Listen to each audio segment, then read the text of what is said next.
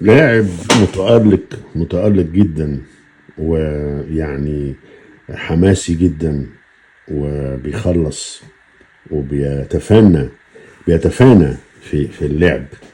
ازاي ده ما ياخدوش حسام حسن؟ على حساب مين يعني؟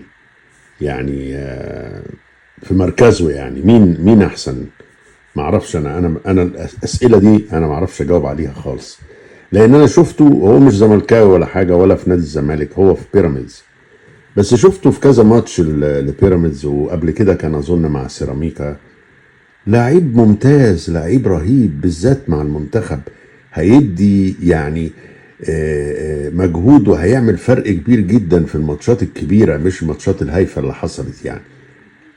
يبقى يعني هل هو مخليه مدخره يعني، ولا ناوي ياخده بعدين، ولا ايه الظلم ده كله؟